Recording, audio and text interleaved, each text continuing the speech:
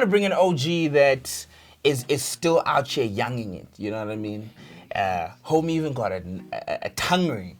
I'm like, oh shit! Bad Boy T is back!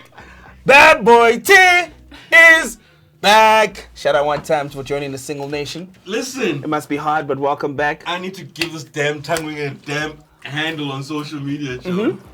But is it doing the things? Do you do what they say the tongue ring can do? I'm not taking it out from no one. But how are the mummies reacting to it? Because now you're back in the market. Maybe we should start there. You want to start the market? You know, maybe we can start with the mummies, you know what I mean? From Y to 5 to everywhere, man. Like, nipples have been a normal thing. Nipples have been a normal thing. Fam, had this tongue ring for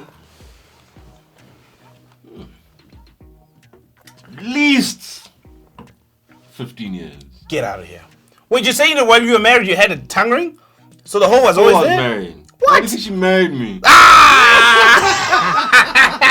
She's like, oh, that tongue ring, hello. So wait, what? It didn't close? It was just always there. No, I got pierced and I've never taken it out. But we never saw it. Yeah, because then I was married, so I'd speak like this. Now I'm like, what? I'm showing everybody. When I was married, like, Yeah? Zap. That is so cool, man. I can't believe it. Like, I got Thomas right next to me, but it's like, and also the voice is as natural as it sounds on the radio. Like, you come from an era where people always say that in your time, people had radio voices, and then you had off-air voices. You know? No, but they did though. Was it a thing? Like, Fam, there was a time when I'm from that school where we could smoke cigarettes in the studio. and more than cigarettes, I'm sure. No, never. Some things I won't acknowledge now. But you'd have your ashtray here. Yeah. Especially the nighttime radio guys. Because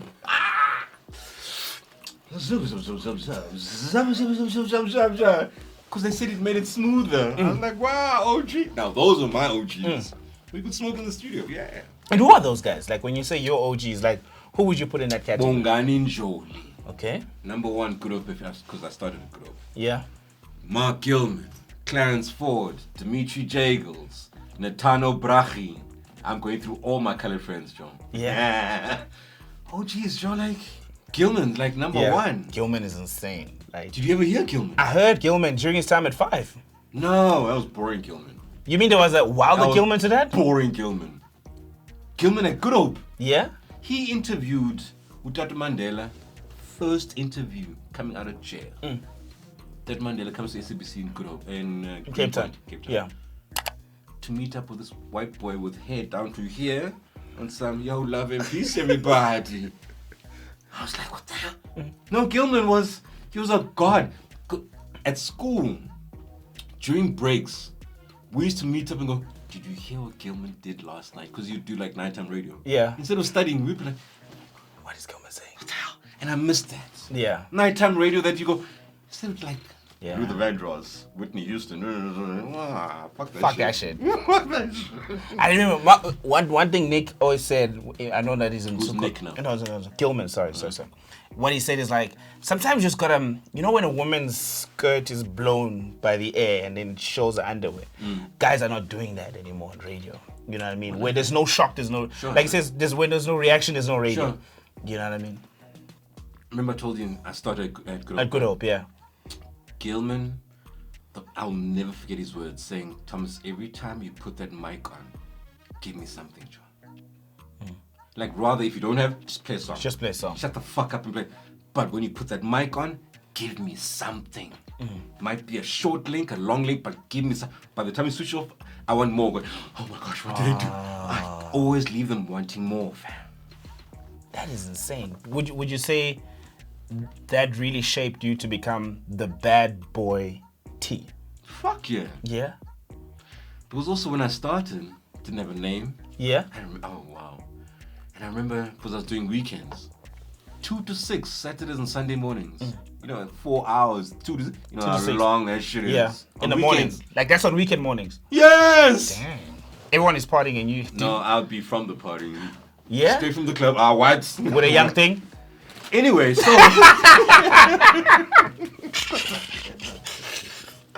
Yeah? But the Good Hope school was running the desk firstly. Fam, the guys I used to work with were like, and I still don't hear it, like Fresh, Kabzela, rest in peace, run desks. Like you can hear, they never talk over lyrics. They know how to back announce. They know when the song ends, when it starts. Running the desk, just the basics of fucking radio. My school is like, we would tease each other how to hit the ramp. What's the ramp? I was about to ask. What do you mean? Fam, you see the intro of the fucking song, that's where you play. Oh yeah, that's when you make play. loud. Yeah, yes. Give me a 30-second intro. Oh my gosh. But yeah, now you're hearing people going, na na na na na na na na na, because they're trying to hit the ramp, right? Yeah. Na na na na na na, and this is. No. Nah. That's not how it's. Nah. You must just be chatting. Yes. Nah. Out of even though you can hear the song coming in. Yeah. But oh, by the way, this is Sabby with his song. Yeah. It's man. It's that foreplay with the intro. It's that foreplay with the fucking intro. There's no foreplay with the intro. Just pick the song. Yeah. That is. But you know what? I'm loving it. You bringing. Before you move on. Okay. And then Randall. Yeah. Oh, Randall Abraham. Do you know that he got me into radio? I know that he was a station manager at Y at some point, if not program manager. No, forget that. At Good Hope. So he was also at Good Hope. Randall he had a weekend show, Saturdays and Sundays. Randall had a show? Randall was called, what is it? The Urban Randy A, the Urban Legend. Oh, he's gonna kill me if he sees this. Randy A, the Urban Legend. He's that smooth guy, you know? Yeah. But afternoons, he'd wear white leather jeans, white Levi jeans, buffalo boots, tight t-shirt. Like, who are you? What's wrong with this guy? But that's the generation, right? Randall's the guy that said, would you like to do radio? I was like, yeah, let me try this thing. Can I take you to the beginning? No, take me right back. So I'm a waiter. So we here. Yeah. Right? Just finished my trick. And because I had white friends, my parents heard for the first time in their lives, I'm gonna take a gap year. They're like, what the hell is a gap year? Yeah. I go, white friends, Joe, I know gap year. Even though my white friends are going overseas, I'm just gonna find myself. So I'm a waiter, St. Elmo's, Waterfront, Cape Town. And in Cape Town, blacks stay here. Yeah. Colored stay here. White people stay here. They say it's cliquey. I say it's fucking segregated. Yeah. So I never used to listen to anything else but Metro Cause. Yeah. Right? White guy comes. No one wants to serve him. I'm like, I'll do it. He looks broke. I got it. Yeah. Guarantee he is a good old DJ. I want my money. I'm giving the best service. So what's up, man? No, I'm a radio DJ. Oh, really? Now sit down, because I want your money. What do you do? No, I'm at Good Hope. Come through and see how I do my show in the studio. Oh, I'm getting a tip here and an invite. Take down his numbers. He calls me. This is when cell phones went around. Pages. Do you remember that? Were you around here? Yeah, I've seen it in movies. I've seen it in movies. What? 143? I love you. What? I'm like, oh shit! Who's this number? Call it. James. No, come through to the studio. I invited you. Randall sees me talking to this guy. Who are you? Because now there were very few blacks that could speak English back then. Speaking like how Thomas is speaking it. That good. You know when white people say, "Oh, you speak so well." Not like the others. I'm like, yeah. No, I'm joking. So Randall's like, would you like to do radio? I'm like, okay, let me try this. For 3 months, fam, I had to do tapes downstairs where Alex J used to do his show from YFM, his studio, and do a mock show. Like an hour show, back and out songs for 3 months. Monday to Friday. Ebusuku, when nobody's there, take a taxi, take a train, get to Sea Point from Langa. Get there, ebusuku. Hello, Scotty, security guy. Thomas, you back. Do the show on a cassette. Next morning, I have to drop it off. In the morning, drop it off with Randall. 3 months straight. Go back to Kualanga, get taxi, train. And then in the evening, back to the... Then they chose 2 of us out of 30 people. Myself and Nico Cummins, who does now Cape Talk Breakfast. We were the I know, yeah. You see Nico? Yeah. Kino Cummins. He was also 702 at some point. But he's doing breakfast. Yeah. We were the 2 that they chose. to come onto the time. Fam, I was like, okay, let's see where this goes. I even remember when I was doing those auditions, I had chicken pox. Yeah. As a grown-ass man in my 20s, I had chicken pox. I just left home and I walked out of the house going, because they didn't want me to do radio. I come from a very religious family. And they're like, DJ, clubs, girls, alcohol, no. Doesn't make sense You're for not going them. to do that. I was like, okay, I'm walking away from. And I didn't speak to my family members for a year. Yeah. I just disappeared. When they heard me on Good Hope, they were like, okay, well done. Okay. We're worried about you, but Yeah. look at you. Our station manager, I won't mention his name, the head guy, not Yeah. Randall, the head guy, is gay. So anyway, and his Afrikaans hasn't come out, but we all know. No. Gilman gets his newsreader. She would never fluff over Vanya. Oh, I completely remember her name. Would never fluff over nothing. Gilman's like, okay, you got a sexy voice. Let's call our boss. And he would never listen to radio. So Vanya calls him on air. Hey, fuck it. Nico the cock, no? Yeah. Hey, Nico, how are you? Hi. And who's this? No, this is Pam. Okay. This is all on edge. Listen, I saw you at the launch last night. You know. The boss goes, I don't know who you think you're talking to, but I don't like girls. Gilman walks in, comes in. Hey, how you doing? Mom! But also, he's deaf. Well, not deaf, hard of hearing. He's got a hearing aid. So he comes to the studio. Hold you my office. Mom's like, yeah, man. So mom tells us now how that meeting went. He says he walked in.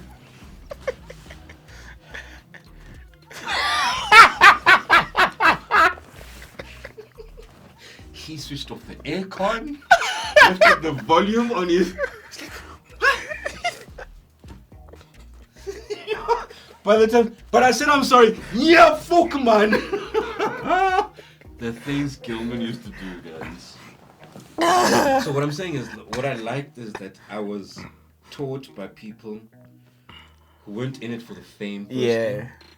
They loved the craft of making radio and pushing one another to be better. So if you do a great link, like they would call you and go, ooh, I heard that. That was nice. Yeah. Yes. Yeah. And that's what happened also at Y. Oh, we'd call each other all the time. Fresh would do something. I'd be on the phone. Tato, I heard that. Oh, he's like, yeah, my man, I told you, my man, I told you, my man. Comes in and does something. Oh, we'd call each other all the time saying, we'd push each other. That's amazing.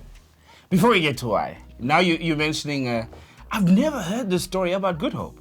Like Good Hope right now it just seems like a commercial institution under the ACBC umbrella. And it's rare that one talks about it as a platform that really played a significant role in radio, especially in Cape Town culture. Yeah. You know, like how important. And when you look at, is Good Hope right now, it doesn't have that much impact when you talk about urban youth platforms in South Africa. And it does fall under that umbrella. Yeah. What would you say probably went wrong? And how important is Good Hope in the radio culture, especially for Cape Town? Good Hope, when I was there, when we were there, we knew who we were talking to. It was the colored Cape Townian and Abantu Abamnyama. And it was never a race thing. White person was not on our radar. It just didn't make sense. Because the music that we were playing, we knew the white kids. If you're listening to us, you are cool white kid. But we knew the coloreds and some blacks. Because black people, Ekapa, Metro is like, boom. And then they'll touch on Good Hope because they saw it as a colored station. But we were colored radio stations, we'd be colored too. No, like hardcore. Now, I work at SCBC. Yeah, so it's family. So now you can't just touch. Because I've never heard this story. Now you're telling me like about all these guys. I'm like, actually. Fam, if Good Hope had gone national, I wouldn't have come up to Joburg. For real? No, fuck would I have come up to Joburg. Wouldn't make sense. It was that amazing. Because we would listen to national radio station and go, Metro, come on, man. If Glenn's the number one guy, and Glenn was huge. I remember, yeah. But we would critique the shit out of him. No, man, but he's speaking over lyrics. That's a bad man. We'd see all the mistakes, even though we loved Glenn. But we knew the standard that we liked about radio. You know what I mean? So Good Hope was like a Y in a way. Can we make that comparison, especially for Cape Town? Yeah. No, because to this day, people still say if Y goes national, Metro abona masi. You know what I mean?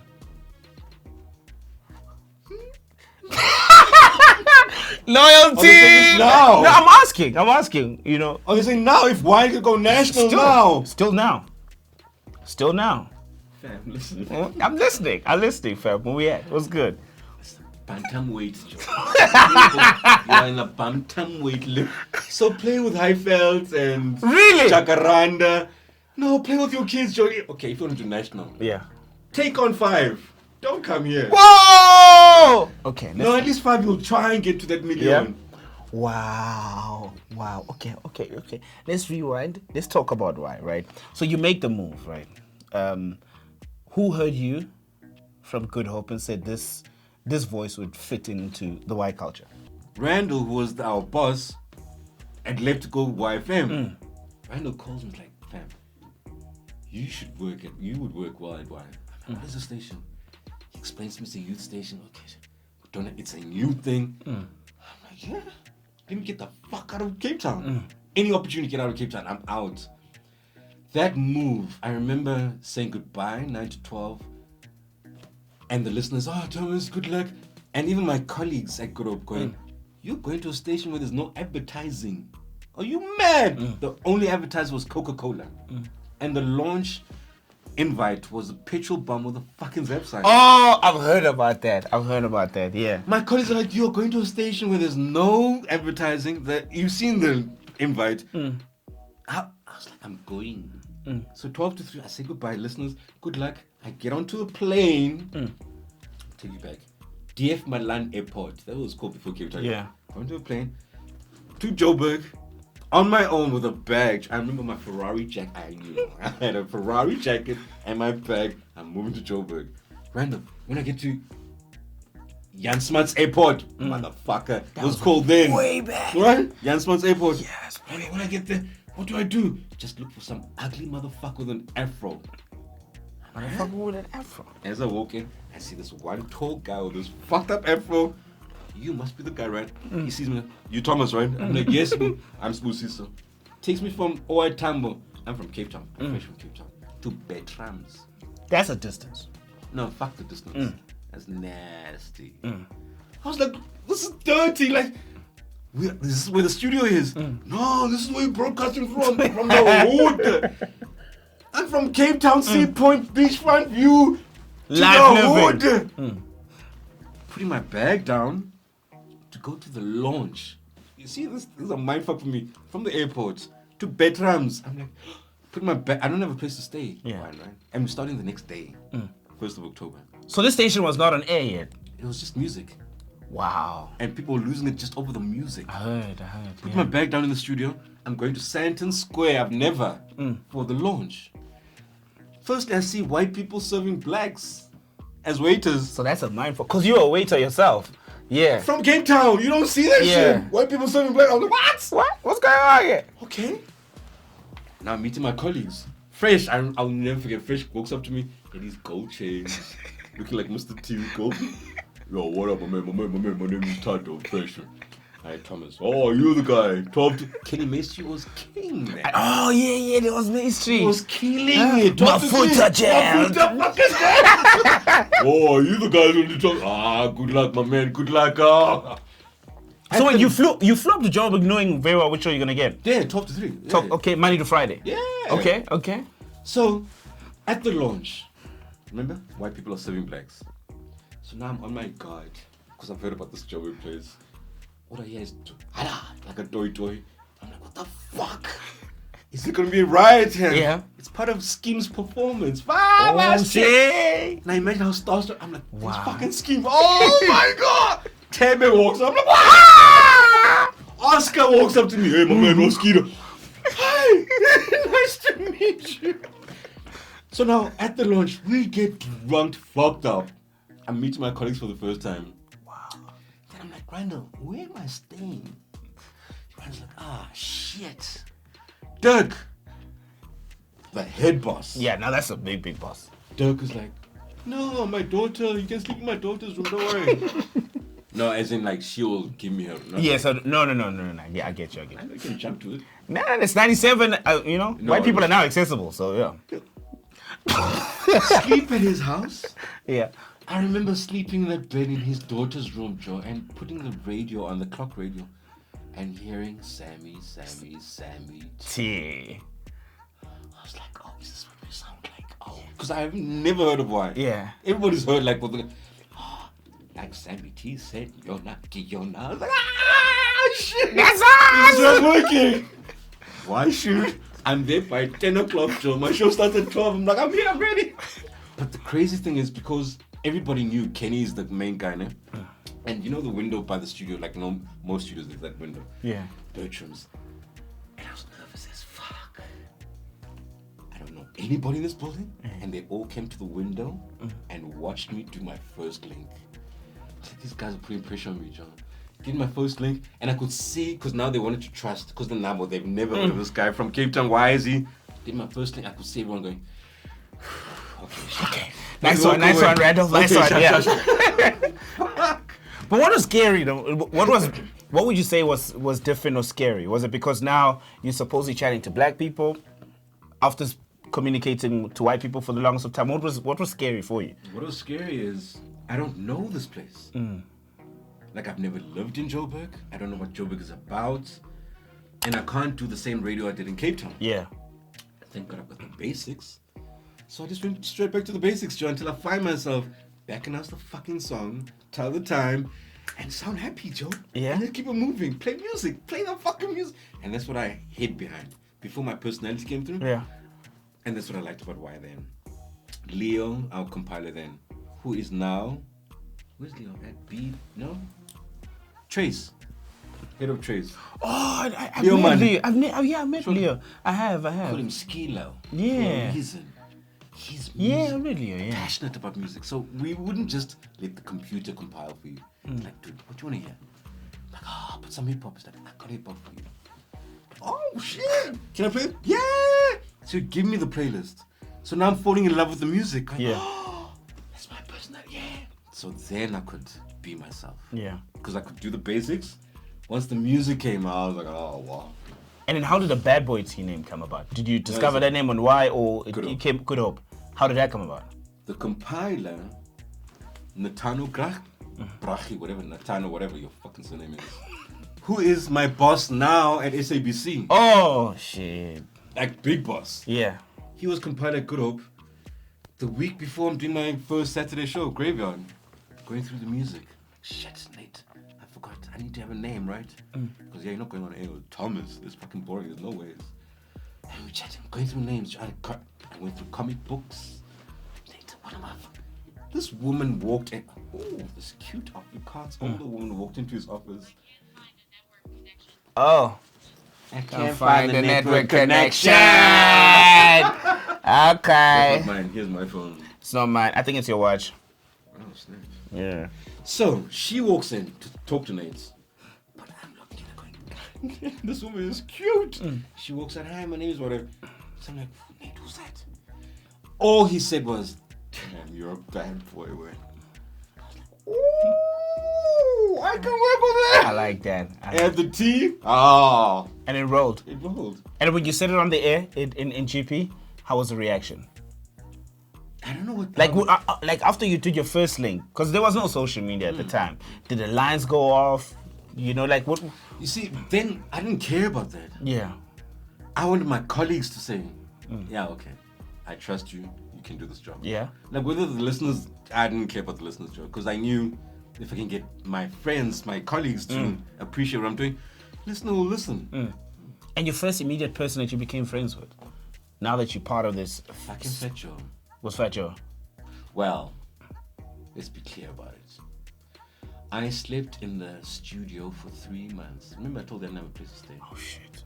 How much were you earning? Because I'm sure you could have afforded rent. Jonga. I debts, yo. For real? Jonga, boy. Black debts. And how much was this? In 97, how much were you earning?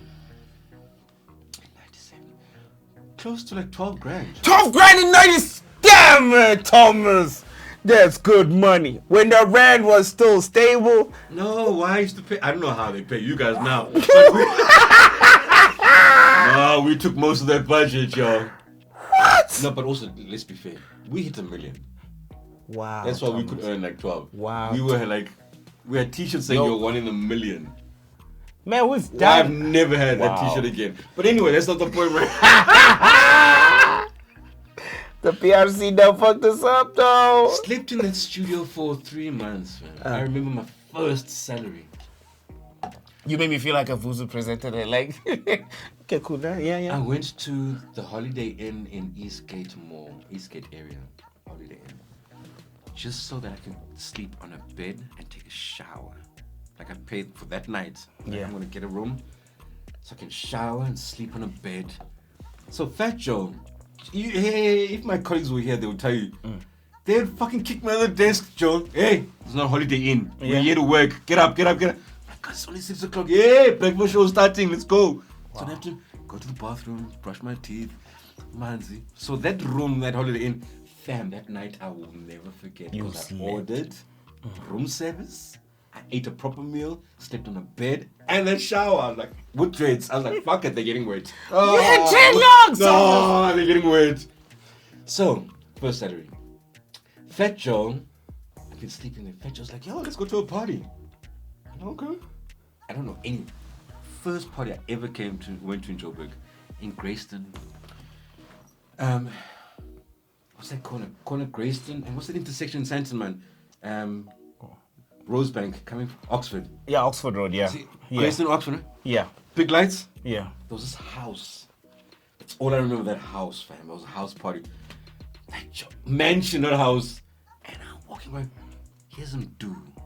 Wow. Here's Trompis. Here's Ted. Oscar. Ishmael. I was like, this dude, thanks, man. I'm living that life. I'm starstruck like a motherfucker. Joe takes me to McDonald's. Just, Joe and McDonald's, America. Yeah. Yo, let's go to McDonald's in town. Okay. Get out of the studio so I can see Joburg. I'm in the car. We're in town. I'm from Cape Town, Joe. He takes it. Fuck you, man. Yeah. Pulls in front of us. And instinctively, I lean over and beep, beep.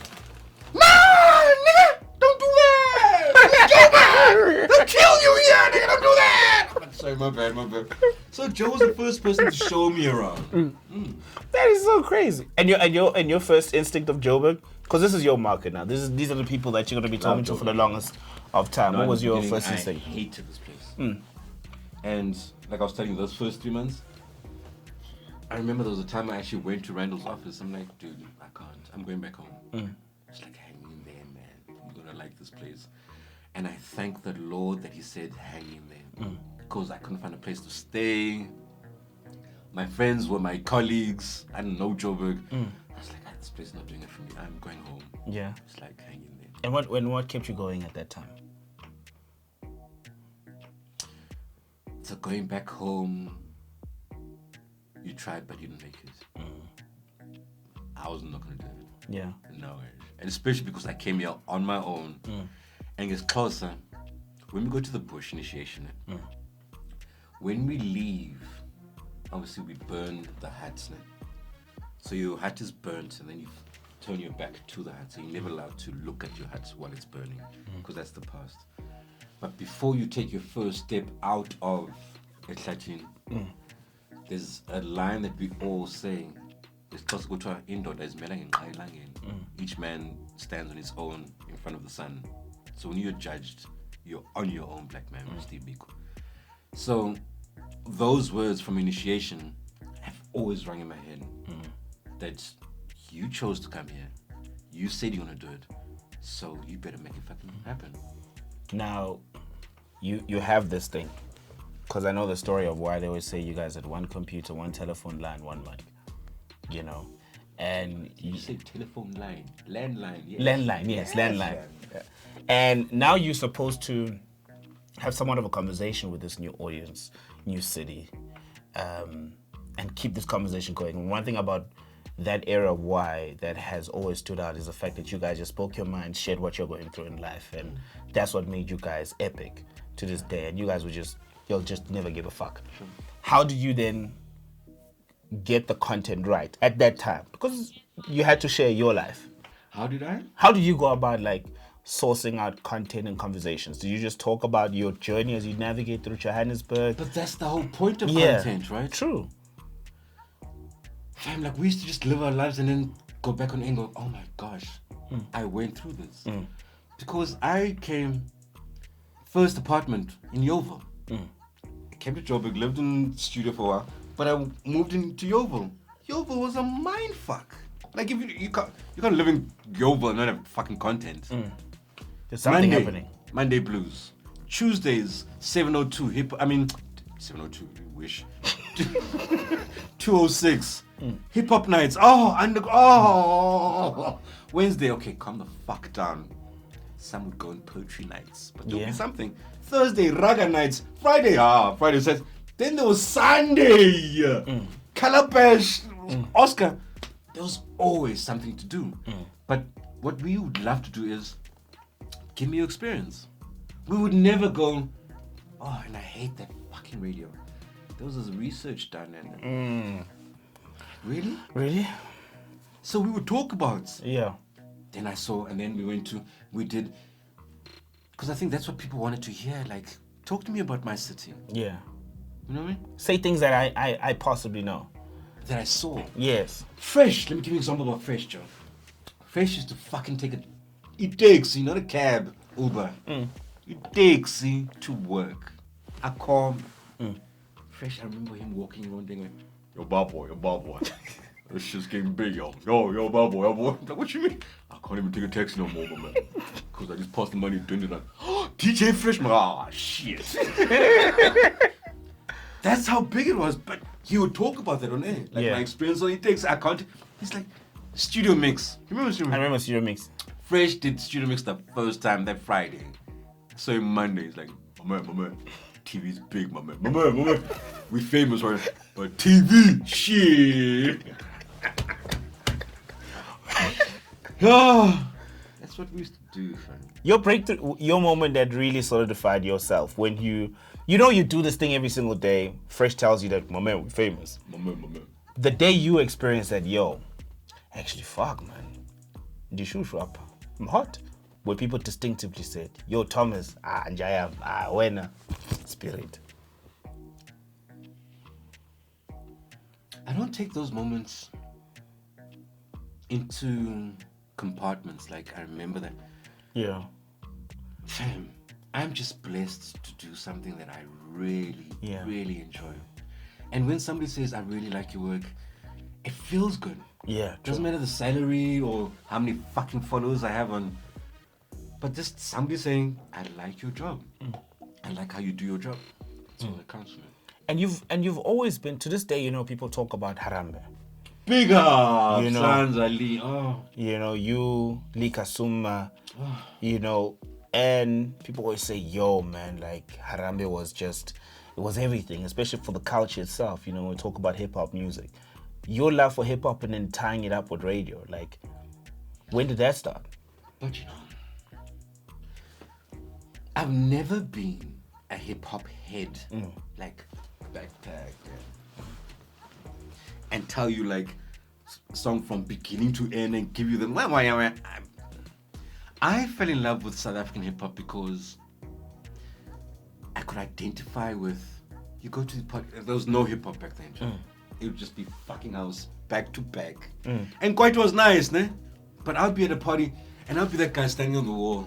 I give 90. Okay, sharp. First time I heard hip hop, I'm like, ooh, like South African hip hop. Like, American hip hop is one thing. South African, like, ooh, who's this? I'm like, Amu. Oh, okay. Who's this? Salwin. H2O. Who's this? Squatter Cat. I was like, what? So for me, it was the alternative to the norm that was then house and kwaito. It's nice, but when I heard cats talking about what we are going through on a beat and rhyming on, guess it's Zulu, guess it's Tswana. Oh yeah. So then Lee was the queen of that. Yeah. Lee was the push. Because I remember Lee saying, we started 12 to 3 together, right? And he's like, yeah, we're doing a radio show. But you know that there's this thing, local hip hop, that's going to blow up. I'm like, Lee, what do you mean? And Lee had made her networks, Joe, like, Rage. She'd been on the ground with Lee. What do you mean, Lee? No, it's going to really, like, these guys are ready. I'm like, let's go with it. I remember speaking to Greg, going, Greza, can we just take the route of hip hop? And I like the fact that Greg trusted my vision, like, because I can do the broadcasting thing, if I take this hip hop thing, I can make it, instead of like a hip hop show. Yeah. But just a culture, like a young culture. We're not quite the hip hop like heads and only heads can listen to the show. Just people like music, but we can also show you like hip hop can be good music as well. You know what I mean? That's what I liked about that time.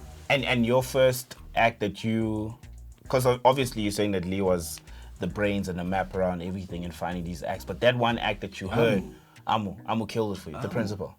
What did Amu do that? Because Amu made it bouncy. Like I was like, oh, we could dance to this because this is the kind of beat that can compete with Kwaito. Yeah. Hey, it's on house, but it's that it can easily be a Kwaito beat that he's rapping on. As long as we're all dancing with our dance and not being. Damn it. This era. Whatever the time was for America, that we weren't doing America. Yeah. We were doing South Africa. And I'm sure, and it did happen. Talib Kweli, Joe. Come on, guys. Oh, Lee, Kota Wena. We'll be like, oh shit. This is nice. And this is way before we did the song with fucking Casper. Yeah. Like this is the first time he came. Oh, okay. But he saw that this is hip hop, but it's not American hip hop. It's a sound that he's never heard, and he could jump on that beat because it's a beat that he's never heard as well. You know what I mean? Because he can respect the next MC. Because those guys could hold it down. Yeah. So he saw there's a beat that I've never heard before. You and MC, let's jump on this. Yeah, man, that's what I liked about hip hop. And then your growth on why? You know, because obviously now you're doing 12 to 3, and then you obviously got to grow as a broadcaster and a challenge. Which show would you say pushed you to the next level? In a sense of content and just now having to integrate politics possibly into content, or just testing yourself as a broadcaster? It was when I went to Metro. Okay. Why I was comfortable all the time. Yeah. Whether it was 12 to 3, to drive, because I knew this is what we're playing. Metro was a different kettle of fish. It was the worst radio experience of my life.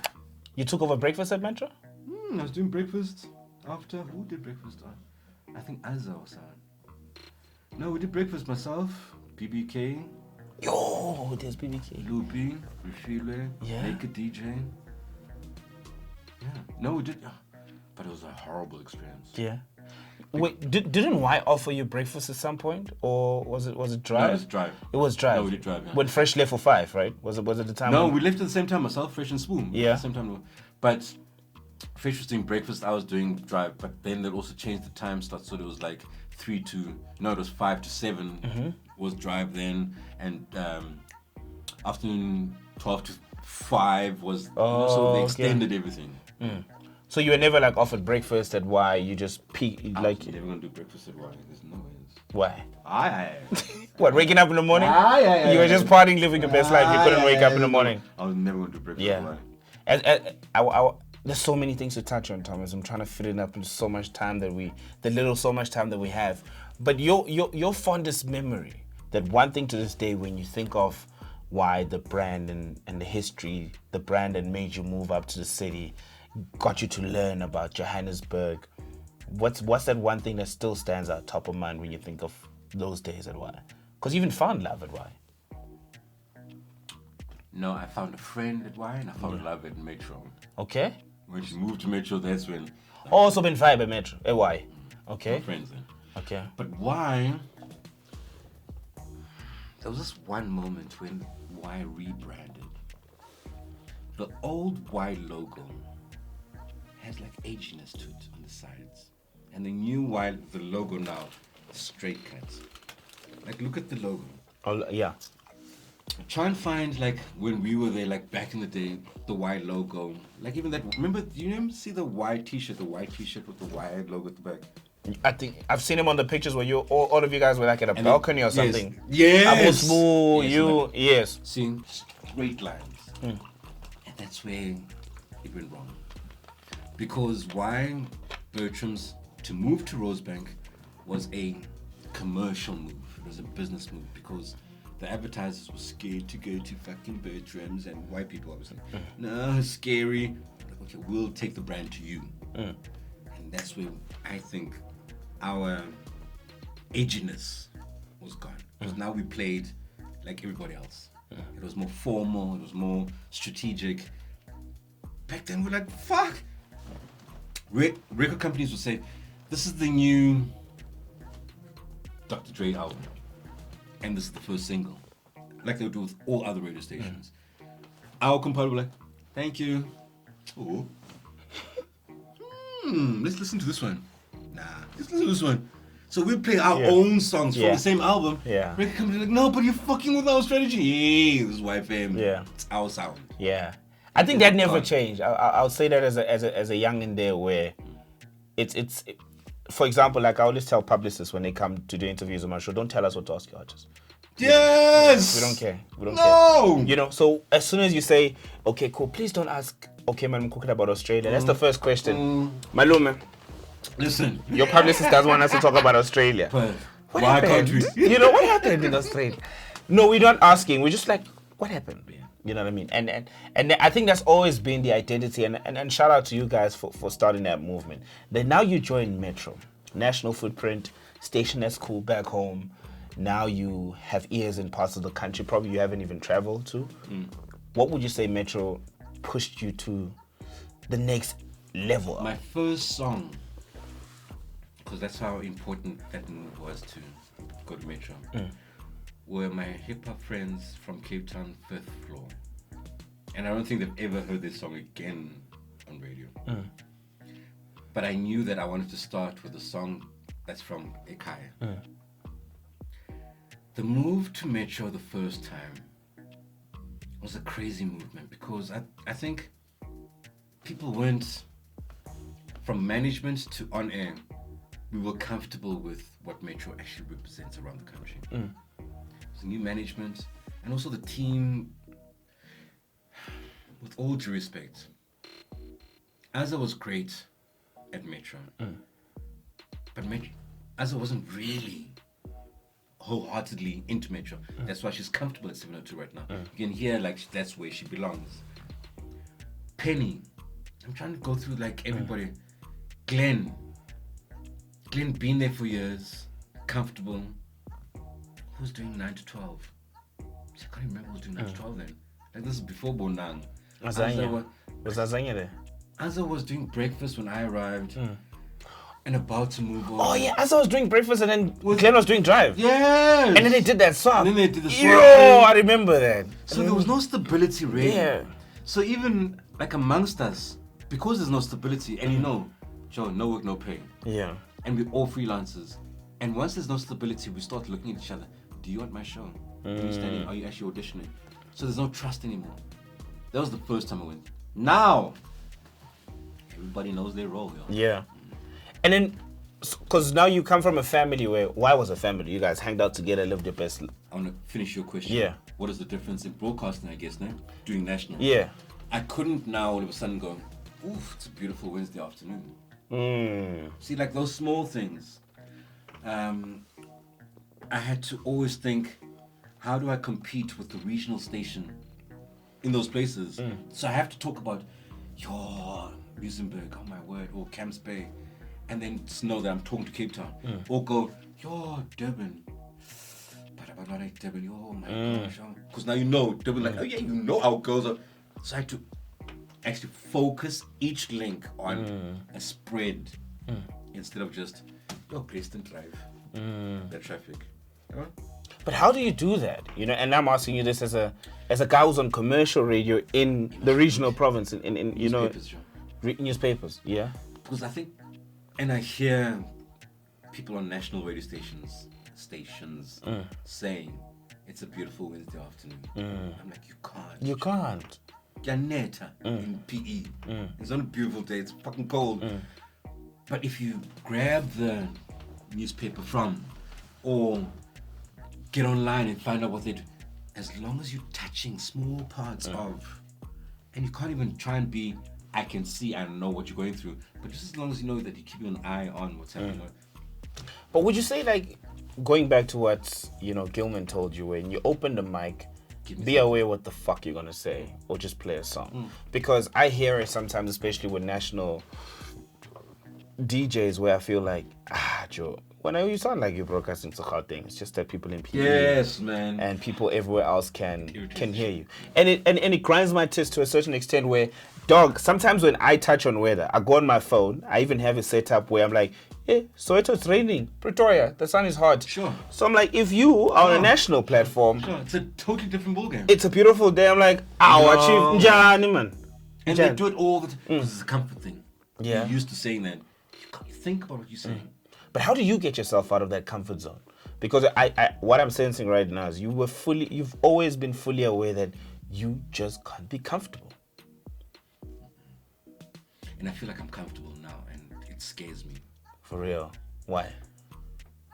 Because I want, fam, do you know how tired I am when I leave the show? For real? Fam, I'm like, because I give your all. Each link, why am I playing the next song? How am I going to play the next song? It's always thinking, like, the link now. Yes, my colleagues might be on their phone, but I must think like, okay, the label's going to, I know. Okay, I'm going to start this conversation. So I'm always thinking ahead. And also trying to be present as well. I just get frustrated with people who take it for granted. Yeah, true. That because I'm at Metro, you're going to listen to me. Nah. You and Metro have had this, I love you, Yazin, I'm out, come back. It's that love, it's that relationship, you know what I mean? Like when you left Metro the first time, what happened? It was horrible, sure. So remember I was telling you, so I got to Metro doing 12 to 3. Yeah. Then they said, let's do breakfast. And the team that I was doing 12 to 3 with, we went to go do breakfast. But also it was a young team doing 12 to 3. Like, for example, my content producer had never done radio before. I was like, I like this guy because of his personality, and I can see that he can work, even though I know he hasn't done. So I went to Metro and said, listen, Lupi, he can work because I can see that he's got that creative mind in him, and I can need that.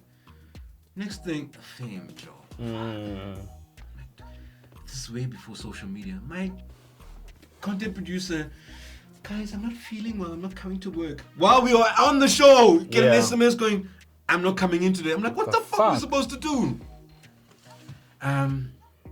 My technical producer, no names mentioned, Naked. Guys, I'm not well. So Naked has always been a Metro sexual guy. No, I'm asking. I'm just asking. Like, it comes across, he's even in his 40s. I think he is in his 40s. He's not in his fucking 40s, man, but he is Metro. Sexual. He's always come across as that too. So, why I left was because when they said, okay, guys, Thomas, please do 12 to 3. I'm like, sure. With Penny.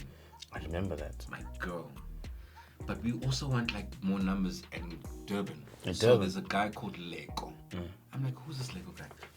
Lego was what? Doing 12 to 3 on Kakas? I don't know what he was doing. I didn't know this guy. Yeah.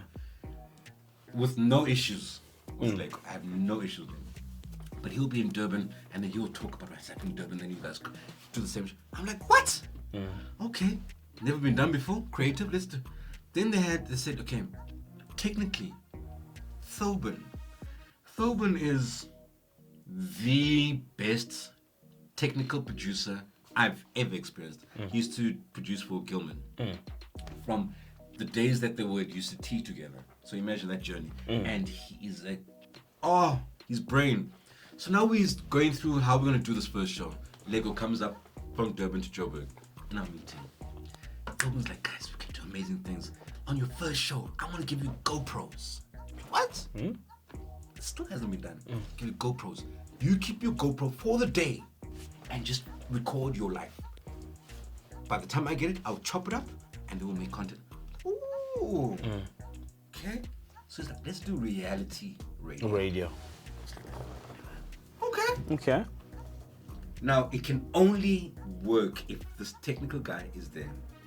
Our station manager, my ton, have you signed the contract with Thoban? No, Thoban's giving us a runaround, no problem. Okay. This is like 2 days before the show starts. And we planned, it's going to be a brilliant show, the first show. Day before. My ton, have you signed? No, Thoban, no. The morning of the show, like 6 o'clock in the morning, I get a call. Thoban's not going to be on the show. What? We couldn't get to an agreement on the payment.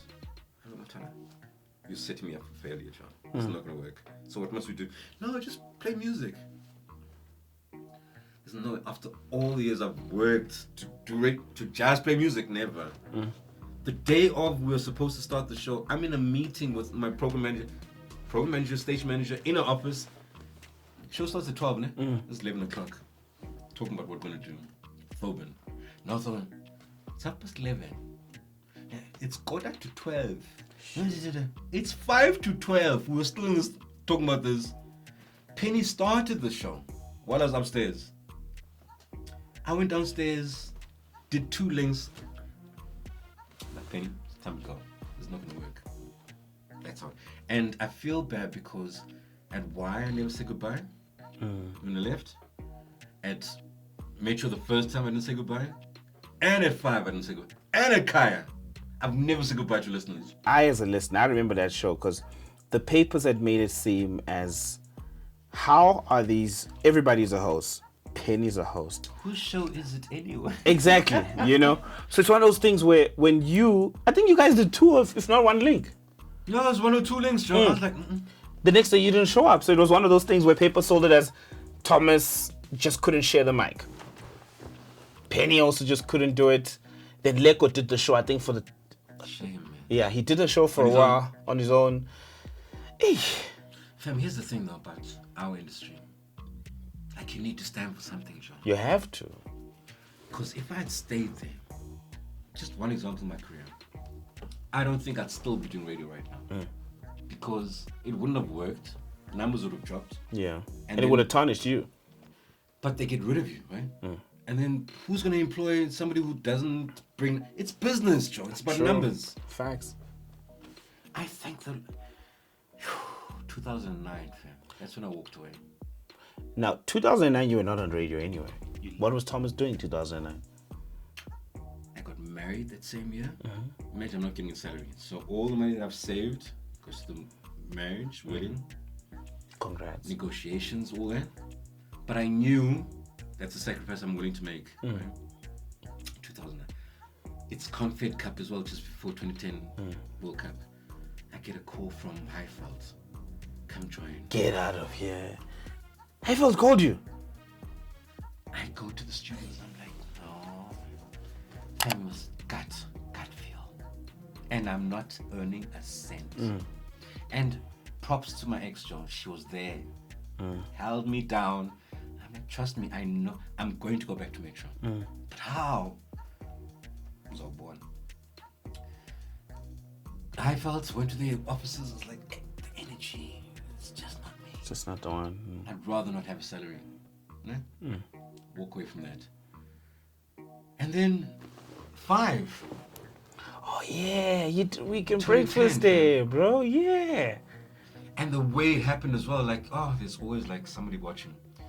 5 is like, listen, are you keen? I'm like, yeah, okay. But here's the power of just let things, there's somebody watching you. Same management, motherfuckers. When I left, I was still there, are getting fired. I was like, yeah, motherfucker. As I'm coming back, I actually went to the Metro studio, and the colleagues now, they keep laughing about it, because I took a broom. Skupudoti, mamhlanje. Skupudoti. They had to escort her out of the fucking building. The program manager, rest in peace, I'll never say anything. Oh yeah. Sekhale. Oh, it's terrible. Oh, it's bad. Because Sekhale was also somebody who still wanted to be on air. Yeah, he had that radio dream. So I'm like, you can't do radio like how you would do it. Let me do radio. So when I was at 5, the fact that he came to the studio, to the window, to come say hi, I'm like, yeah, it's karma. Back at work, look at you now. Yeah. You have to come say hi to me. Eita, sharp, back at work. Yeah. No, 2009 was a character building moment, John. So, no work, saying no to work, because I knew I wanted to go back to SABC. And I can imagine if I had made a big hoo-ha and gone to the media and said how bad management is and spoke my part, I would never be working at Metro. Or even gone to 5FM. They'll be like, oh, wena, uso. Cheers. Yeah, but also it showed us how you truly fucks with sports. Yeah. Like I remember those mornings. It was because you love cricket, you love your soccer, but cricket, from what I would hear, even to this day, you generally fucks with cricket. Without a doubt. You know, and in the mornings when I listen, I'm like, oh, okay, cool. You sounded happy. Your team also sounded like they look forward to those mornings with you. But what I liked about 5 was they took me out of my comfort zone. Yeah. And I liked the fact that I had the basics again of Good Hope. Of just doing radio, John. Like good radio. And all I had to do is learn these kids, John. Like, who? Jonas Brothers. Yeah. And they had an amazing run. Shout out to the brothers. Did you say Jonas Brothers or what? Jonas Brothers, they had a great run. Just one of the brothers right now is out here popping. Okay. Yeah. You don't know? And then you leave 5, right? And you had a great run at 5. Did you do 5 years? 5. Yeah, you did 5 years. 5 years at 5. Yeah. You know, it was amazing. I think did you say goodbye at 5? A part of me felt you just left? No, I had to show her. The station manager. Yeah. See left and she's gone too. Was it Justine? Justine? No. I've heard so many things about Justine. Hi. I've heard so many things. I was like, I'm gonna teach you a lesson, man. Thomas. You know, Justine gives me my contract the Thursday when Friday's a fucking public holiday. Oh shit. Thomas, listen, here's a contract. Sign it and then bring it to my office in the morning. I'm like, but Justine, tomorrow's a public holiday. I just slide under the window, under the door. Yeah. So you want me to leave my house while you're sleeping to go? Yeah, die. No problem. Okay, no problem. I remember my show Saturday and Sunday, right? Yeah. Friday, we're having a farewell party for Catherine. I remember Catherine. Was producing Produced for Fresh, yeah. And Justine's not invited to that farewell. Oh shit. And we got blasted, man. Like all of us, like all the family. And then the acting program manager tells, oh, you know, I like you, April. Yeah. Like, good luck with the show tomorrow. I'm like, yeah. You know, if I ain't going there. So, kring, kring. Oh. It's gone, fam. And then say goodbye. So you leave 5. And then, I'm not gonna lie, I was so surprised. I'm like, wow, Kaya, and you're doing a late night show. No, fam. And I'm going to go back to Kaya. Get out of here. Oh, fuck yeah. You enjoyed it? I love, no, there's enjoy. I love. Well, I'm saying I'm going back to Kaya. One day in a long time management, a very long time. Cause it's like YFM. That's small. SABC is a big building, fam. Yeah. There's a lot of people that work there. So you walk past people you don't know. But I like to greet. Hello. Because I'm from Y. So Kaya I knew everyone. Every time I went to Kaya, John, I wouldn't just go to my workstation. I'd make sure I greet everybody. Okay, all 22 people. But because it's family. Yeah. And we'd push one another. Even your queen. Yeah. Oh, what a brown eyes. Yeah. When she told me like who she is, and the way she told me, I was like, okay, well, you're funny line now. You're funny line. Yeah. Do you know who I am? Do you know who my man is? Just putting it out there. I'm like, yeah. Same guy. Oh, okay. Yeah. But I love the fact that young for Kaya, people that work there, the intellect, the progression, the push to be better, the ownership of the brand, or like Afro-fucking-politan. Who says Afro-politan? That's but true. Kaya. they, and they said we. Ooh, I'm getting paid SABC. They own the identity. And only Kai people know what Afropolitan is.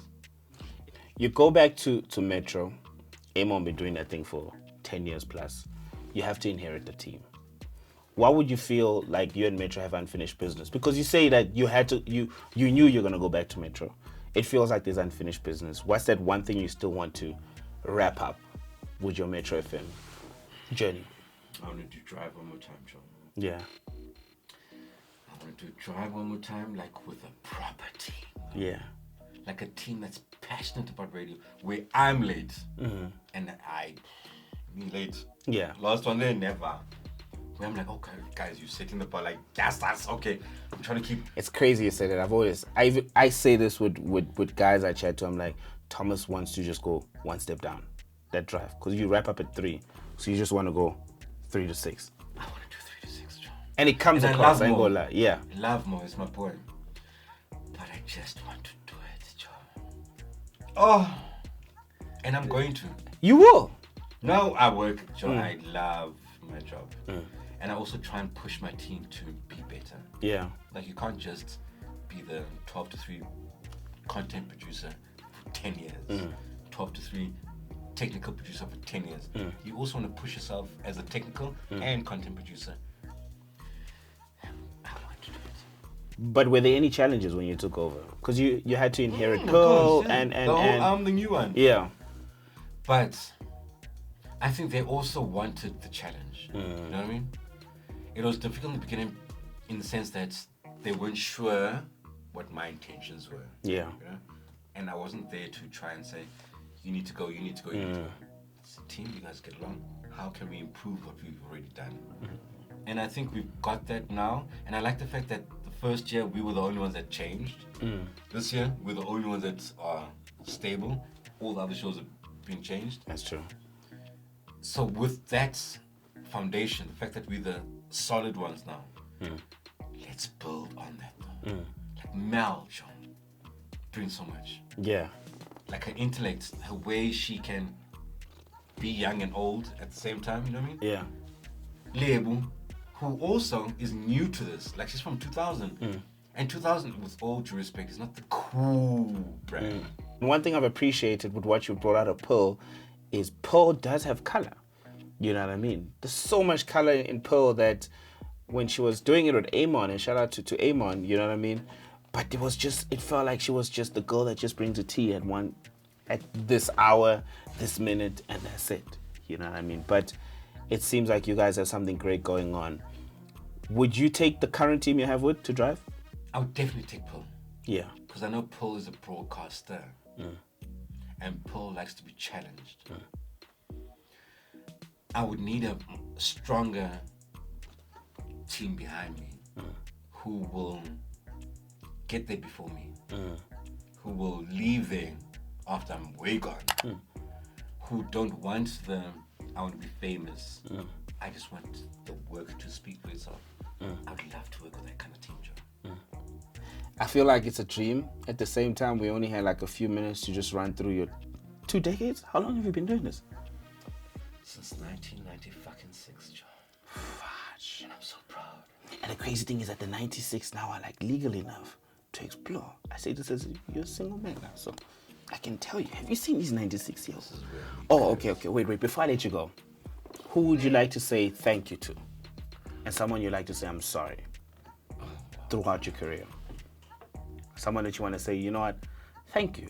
It's a question I ask every jock I have. It has to be Randall. Thank you. Sorry.